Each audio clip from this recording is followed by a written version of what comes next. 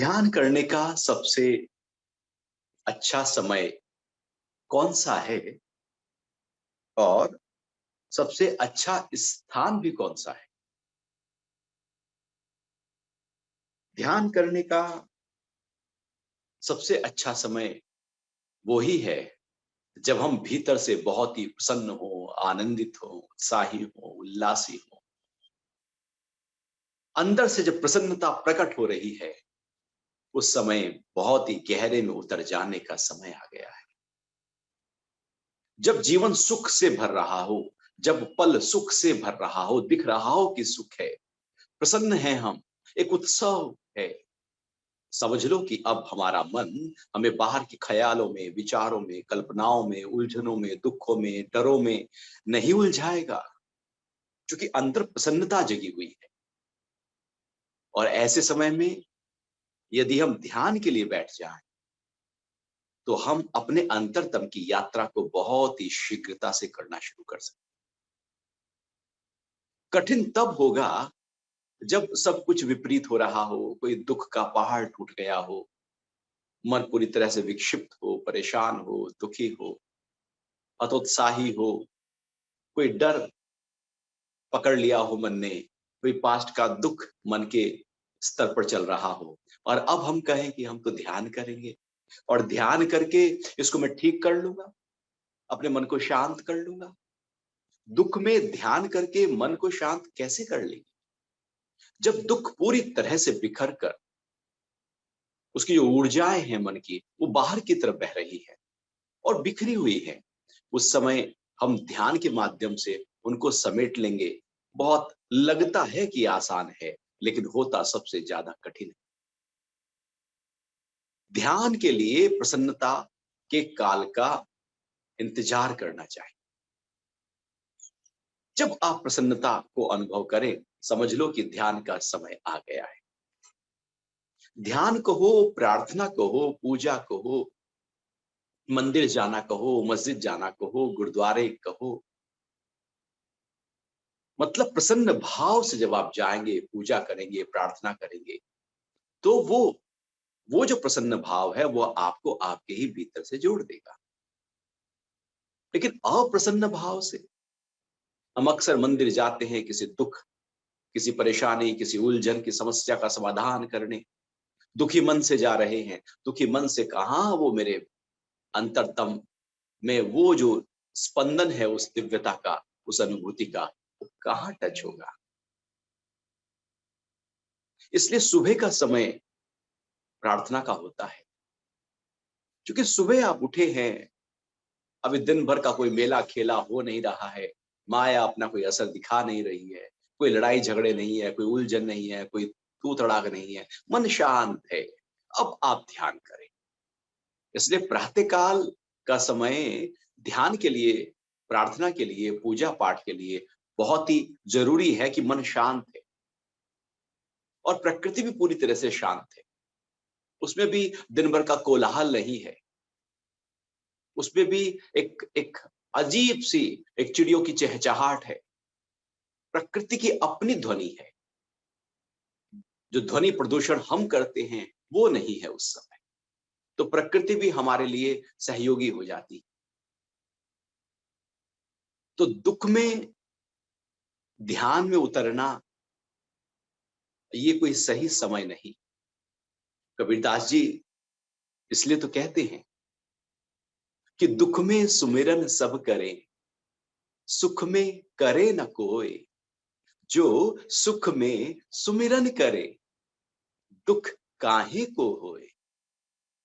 ध्यान, प्रार्थना, सुमिरन, मनन, जपन, संध्या, तपस्या, साधना जो करना है आध्यात्मिकता के लिए सुख में करना, प्रसन्नता के भाव में करना, उल्लास के भाव में करना, उत्सव के भाव में कर लेना।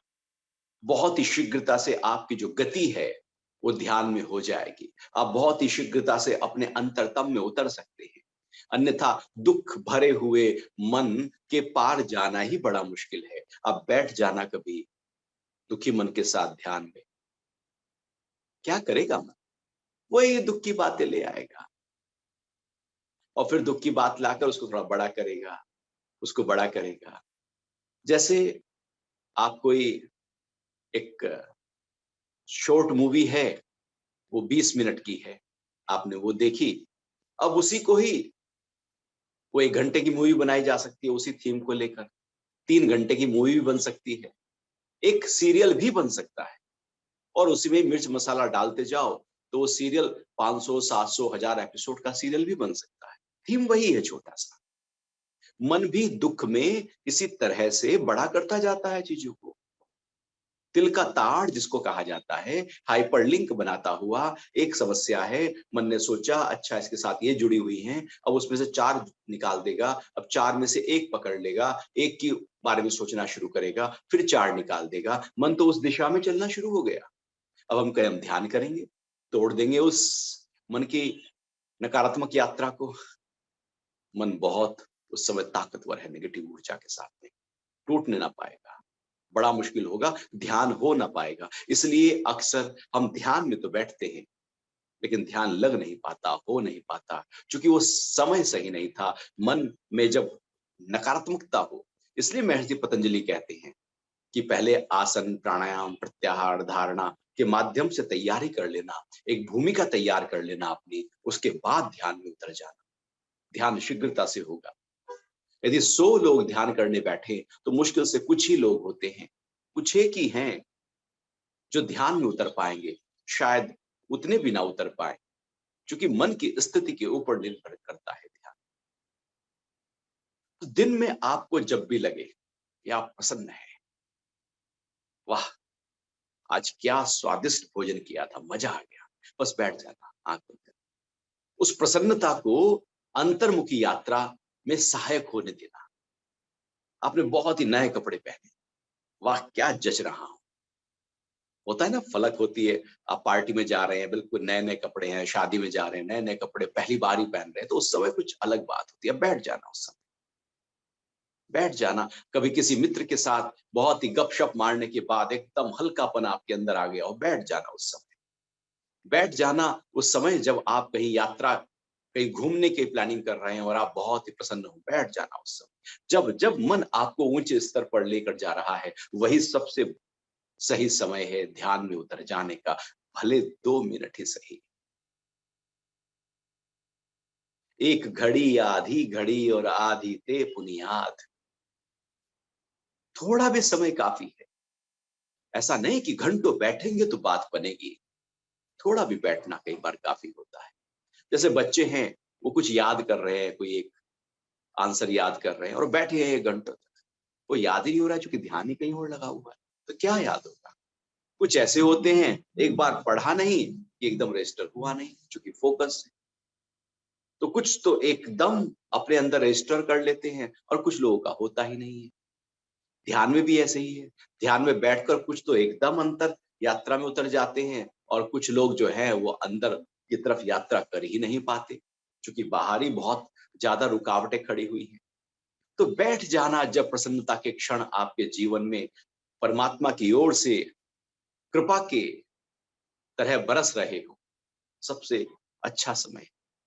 इसलिए आपने देखा होगा हमारे जो इतने त्योहार हैं, यदि भारतीय कैलेंडर को आप देखें तो हर तिथि पे कोई ना कोई नीचे कुछ ना कुछ लिखा होगा।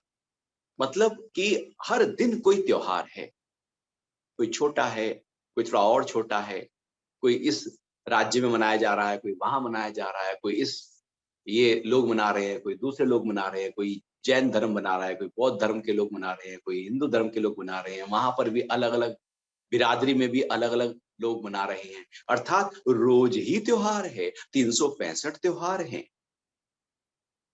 फिर भी कुछ प्रमुख त्योहार होते हैं, उन त्योहारों में हर्षोल्लास के साथ भर जाते हैं। होली का त्योहार आने वाला है, हर्षोल्लास के साथ भर जाएँगे। कोई भी त्योहार पूरे उत्साह के साथ, शिवरात्रि गई थी, दिन भर हमने उत्सव किया। फिर उसके बाद उत्सव के बाद हम बैठ जाते हैं ध्यान के लिए, पूजा के लिए, प्रार्थना के लिए, यज्ञ के लिए, हवन के लिए। पहले उत्सव किया और फिर मन को तैयार कर लिया ऊंचे स्तर पर, अब प्रार्थना हो रही। तो प्रार्थनाएं बहुत ही गहरे स्तर से होती है। वो नकारात्मकता के साथ नहीं, वो दुख के, इच्छाओं, वासनाओं और विकारों के साथ नहीं, बल्कि वो तो पुलकित भाव से, प्रफुल्लित भाव से हो रही। तो उसका प्रभाव होने लगता है और हम जुड़ जाते हैं अपने ही अंतरतम में अपनी दिव्यता के साथ। तो दिन भर जब भी ऐसे पल आपको मिले, उनको कहीं जाने ना देना, उनको पकड़ लेना, उनको कैश कर लेना और फिर देखना कि वाह! क्या मजे हैं उसमें, और फिर बार-बार आपको उसमें बैठने की इच्छा हो। एक चस्का सा लग जाएगा। जैसे सुबह की चाय का चस्का होता है, शाम को चाय का चस्का होता है। यदि चाय ना पियो तो सिर का दर्द हो जाता है, सुबह ना पियो तो दिन भर अजीब-सा लगता है। शाम को यदि लोग पीते हैं 4 बजे चाय पीनी ही है, तो 4 बजे चाय ना दो तो वो तो ऐसा लगेगा जैसे कुछ साँझ ही खराब हो गई सारी। किसी को मोबाइल देखने की बहुत आदत है, उसे मोबाइल ना दो तो उसे लगेगा पता नहीं आज तो दिन में बिल्कुल कोई सूना-सूना सा हो गया, मोबाइल कोई जैसे कोई मेरा अंग छिन गया हो। मोबाइल हमारा एक अंग की तरह है, जैसे 2 हाथ हैं, 2 पैर हैं, ऐसे ही एक वो हमारे साथ लगा है और वो दूर हो जाए तो लगता है कुछ कम है। ऐसे ही ध्यान में जब हम उतरने लगते हैं और जिस दिन ध्यान में हम 2 पल भी ना बैठे हों, तो हमें लगना चाहिए कि आज कुछ कमी है, आज मैं बैठ नहीं पाया, और मन से पूछ लेना क्यों नहीं बैठ पाए? ऐसा क्या था? फिर मन बता देगा, नहीं, नहीं ये बहुत ज़रूरी काम थे, और फिर बुद्धि से समझ लेना, भाँप लेना, जाँच लेना कि हाँ, वाक़ई कुछ ज़रूरी काम थे क्या कि 2 मिनट भी हम नहीं बैठ पाए? और विवेक कह दे हाँ, नहीं ज़रूरी था, तो कह देना कि कल बैठेंगे और आज का भी कल पूरा करें। होता है ना, व्रत जिस दिन रखते हो, अगले दिन सुबह को नाश्ता बहुत पेट भर के खाते हो। सुबह से लेकर रात तक व्रत रखते हो और शाम को दे पराठे पे पराठे पे पराठे शुरू हो जाते हो। आज पूरे दिन का खा लेंगे। जो रह गया था वो भी आज पूरा कर लें। काम भी कल के आज पूरे कर लेते हैं। ध्यान में जितना कल बैठना था, नहीं बैठ पाए, बहुत ही ज़्यादा ज़रूरी था वो कार्य, तो आज बैठेंगे। इस तरह से हम अपने सबकॉन्शियस माइंड में एक ध्यान को प्रतिष्ठित करते हैं, उसको अभ्यास रूप में उतार देते हैं, उसको एक आदत बना देते हैं, रोज का हिस्सा बना देते हैं। ऐसे ही कि जैसे सुबह उठने पर ब्रश करना एक हिस्सा है, नहाना हिस्सा है, भोजन करना हिस्सा है, टहल लेना हिस्सा है, हाथ-पैर हिलाना हिस्सा है, ऐसे ही ध्यान भी मेरा एक दिनचर्या का हिस्सा बन जाए, तो हमारा मन बहुत ही ऊँचे स्तर पर काम करना शुरू कर देगा। मन में जो छोटी-छोटी बातों पर तनाव है, बिखरापन है, उलझन है, डर है, परेशानी है, निर्णय नहीं ले पाते, टालते रहते हैं, टाल-मटोल करते रहते हैं। ये सारे मन के आलस्य से, तमगुण के कारण से होने वाली प्रॉब्लम्स हैं, और फिर यदि इन पर ध्यान ना दिया जाए तो ये बढ़ती जाती है, बढ़ती जाती है, बढ़ती जाती है। लेकिन ध्यान सूक्ष्मता देता है, शार्पनेस देता है। जैसे चाकू की तेज धार हो, उससे जब आप काटेंगे, जैसे कुल्हाड़ी बहुत तेज धार वाली हो, उससे जब आप पेड़ को काटेंगे, तो बहुत जल्दी काट दे। सूखा पेड़ है और कुल्हाड़ी की धार बहुत मोटी हो गई काटते-काटते, अब वो जो धार मोटी होने पर बहुत परिश्रम होगा, बहुत समय लग जाएगा। लेकिन धार बहुत ही अच्छी हो, पैनी हो, ऐसी बुद्धि की धार भी ध्यान के माध्यम से बहुत ही सूक्ष्म हो जाती है, पैनी हो जाती है, अवेयरनेस बढ़ जाती है। देखने मात्र से ही काफ़ी कुछ क्लैरिटी आ जाती है क्या हो रहा है। क्योंकि बहुत ही सूक्ष्म स्तर पर हम अपने जीवन को लेकर चले जाते हैं। तो ध्यान जब प्रसन्नता हो, तो ज़रूर करना।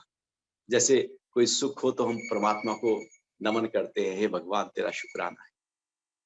तेरा शुक्राना है आज सुबह के लिए, आज तूने मुझे फिर से उठा दिया, आज का दिन शुरू हो गया है, शुक्राना है। शुक्राना है भोजन मिला, इसलिए हम भोजन से पहले प्रणाम कर लेते हैं। शुक्राना है स्नान के बाद प्रार्थना करते हैं। शुक्राना है दिनचर्या के, इसलिए घर से बाहर निकलते हुए भी हम शुक्राना करते हैं, घर में आते हुए भी शुक्राना करते हैं। हर कृत्य के साथ शुक्राना जोड़ देते हैं, या यूँ कहें कि हम एक ध्यान जोड़ देते हैं, जो बहुत ही क्षणिक रूप से हो रहा है। एक प्रार्थना जोड़ देते हैं, जो बहुत ही गहरे रूप से हो रही है। परमात्मा की याद हमारे साथ जब रहती है, तो निश्चित मानिएगा, ये मन का जो बिखरापन है ना, राजा भोज भरम के भूले, घर घर है मटियाले झूले, जितने मुंडे उतनी मुंडी। वो जो मन बिखरे हुए हैं ना, वो सब शांत हो जाए। तो इसलिए ध्यान करो। जरूरी नहीं कि आप सुबह 4 बजे ही बैठ के ध्यान करो, 5 बजे करो, 6 बजे करो, और फिर हम कहेंगे नहीं हम तो उस टाइम उठ नहीं पाते इसलिए चलो ध्यान ही नहीं करते। नहीं, ध्यान तो अंदर की स्थिति के आधार पर करो। जब प्रसन्नता लगे तब कर लो। दोपहर के 12 बज रहे हो, आपके पास है 2-4 मिनट, बैठ जाओ अपने ही साथ, बैठ जाना, बस बंद कर लेना आंखें और ठहर जाना। देखो क्या घट रहा है, कुछ घट जाएगा। कभी ना कभी कुछ ना कुछ ऐसा घट जाएगा जो आपको भीतर के साथ जोड़ देगा। करत करत अभ्यास के जड़ मत होत सुजान। लगातार करते करते करते करते आप अंदर के साथ अपनी लिंक को जोड़ लेंगे। तो इसलिए ध्यान आपका ऐसा अचूक औषधि बन जाए, ऐसा अचूक एक अस्त्र शस्त्र हो जाए जो हमारे मन के विकारों को, नेगेटिविटी को नाश करने में हर पल तैयार है। और फिर पूछ रहे हैं कि ध्यान किस स्थान पर किया जाए, कौन सा स्थान सबसे बेहतर होता है। यदि सबसे बेहतर स्थान देखा जाए तो वह है प्रकृति के नजदीक। जितना हम प्रकृति के नजदीक जाते हैं उतना मन खाली, शांत, हल्का होता जाता है और वो प्रकृति ध्यान के लिए एक भूमिका तैयार कर देती है।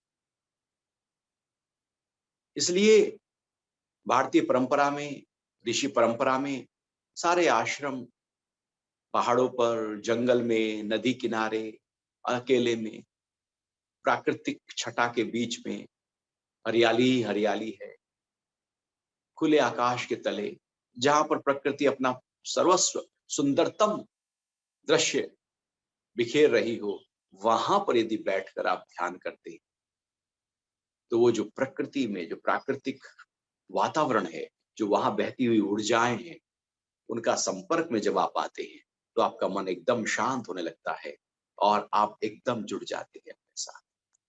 तो बाहर की प्रकृति सहयोगी हो जाती है। इसलिए प्रकृति के अलग अलग अंगों पर ध्यान किया जाता है। बह रही है नदी, बैठ जाओ किनारे पर, देखते रहो पानी की धार को। बह रही है कल कल करते हुई गंगा, देखते रहो, ध्यान घटने लगेगा। उसी समय बंद कर लेना आंखें। आप उसी गंगा माँ की बहती हुई धार पर ध्यान कर रहे हैं। लेट जाना वहीं पर, ठंडी हवाओं के झोंकों में आप ध्यान कर रहे हैं।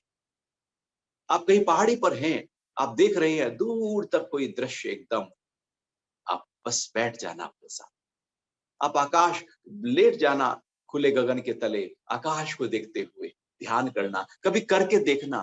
पहले तो जब हम छोटे थे तो छत पे ही सो जाया करते थे ना, और सोने से पहले रात को तो चांद देख रहे हैं, पूर्णिमा है तो पूरा चांद निकला हुआ है, तारे गिन रहे हैं, एक के बाद दूसरे गिन रहे हैं कि 20, 25, 30, 50 तारे, तारे ही तारे गिन रहे हैं। अर्थात पूरी ऐसे प्रकृति को देख रहे हैं कि सप्तऋषि कौन से हैं, कहाँ कहाँ हैं, अब उनको देख रहे हैं। लेकिन अब यदि देखें तो कहाँ वो होता है। प्रकृति में जितना होते हैं उतना मन हल्का होता है। वो बहुत ही सबसे बेहतर स्थान है। तो इसलिए जब भी मौका मिले आप घर से निकलकर प्राकृतिक वातावरण में अपने आप को ले जाएं। आप वॉक करने जब आप पार्क में जाते हैं, पेड़ के नीचे बैठ जाओ, बैठ जाओ, थोड़ी देर के लिए आंख बंद करके ले जाओ चद्दर, लेट जाओ वहां पर एक आंगन में। आप कुछ कर ऐसा करो, प्रकृति के नजदीक जाकर। प्रसन्न भाव है और प्रकृति के नजदीक है, दोनों का सामंजस्य कुछ अनूठा कर देगा, कुछ अंदर का सुकून देगा, कुछ हल्कापन देगा, कुछ होगा। वो जो होगा वो आपके ध्यान की गहराइयों में उतारने के लिए बहुत ही सहायक हो जाएगा। और हो सकता है कि वो बाहर का जो बाह्य वातावरण है सबके लिए उपलब्ध ना हो, हर समय उपलब्ध ना हो। तो इसलिए घर में ऐसा कोई स्थान ढूंढ लेना जहां से आपको थोड़ा आकाश दिख रहा हो, जहां सूर्य दिख रहा हो, जहां थोड़ा बाहर पेड़ हरियाली दिख रही, जो आंखें आपको बाहर की तरफ लेकर जा रही। ऐसा नहीं कि एकदम गुप्त हो। और यदि आपको तब भी ऐसा लगता है कि नहीं वो भी संभव नहीं है, तो फिर आप केवल कहीं भी जहां आपको लगे लेकिन वातावरण शुद्ध हो, आप पूरब या उत्तर दिशा की तरफ मुख करके बैठ जाए और फिर एक स्थान निश्चित कर लेना और वहीं पर रोज एक आसन बिछाकर बैठ जाए। जैसे पूजा स्थान निश्चित होता है, ऐसे ध्यान का एक स्थान निश्चित कर लेना। लेकिन फिर भी यदि प्रकृति के नजदीक जा सको, क्योंकि प्रातःकाल यदि ब्रह्म मुहूर्त में देखा जाए तो प्रसन्नता भी होती है, तो प्राकृतिक छटा के साथ साथ प्राण तत्व भी प्रकृति में प्रचुर मात्रा में विद्यमान होता है। उस समय एक तैयार होते हैं अपने ही आत्म तत्व, अपनी ही ऊर्जा के ऊंचे स्तर पर अपने आप को अनुभव कर लेंगे। तो ध्यान हमारे जीवन का महत्वपूर्ण अंग होना चाहिए, उसको छोड़ना नहीं, लगातार पकड़ कर रखना। उम्र का पड़ाव कोई भी हो, बच्चे तो वैसे ही प्रसन्न रहते हैं, उनका ध्यान तो अपने आप घटता रहता है। आप देखना कभी कोई खेल खेल रहे हो बच्चे, कैसे मदमस्त हो जाते हैं, जैसे खो गए हो उस खेल में। खेलना ही ध्यान लग गया। वो कभी लेटे लेटे हंस रहे हैं, अपनी मस्ती में हंस रहे हैं, वो ध्यान हो रहा है। लेकिन बढ़ती उम्र के साथ जब बहुत सारी मान्यताएं, धारणाएं, बहुत सारे ख्याल और बहुत सा कुछ अंदर डाल दिया जाता है, तो वो जो जो सरलता है, सौम्यता है, कोमलता है, जो बालपन है, वो कहीं खो जाता है। वो जो निष्कपटता है वो कहीं खो जाती है। फिर हम कपटी हो जाते हैं, हम कपट आ जाता है हमारा। वो जो कपट है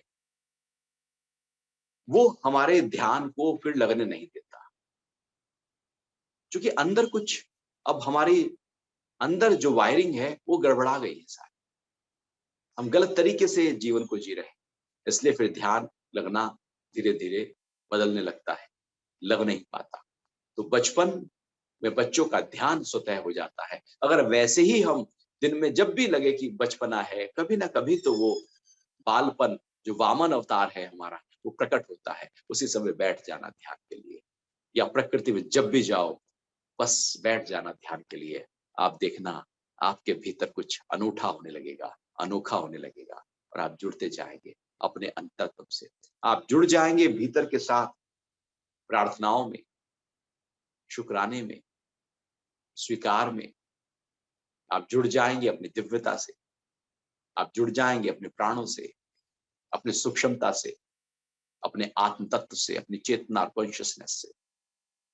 और वो जुड़ना ही जीवन का सबसे ऊंचा स्तर होगा, जिसके लिए जीवन है, जिसके लिए सारे आयोजन है। ध्यान हमें वहीं पहुंचा देगा जिसके लिए जीवन मिला है। हरि ओम।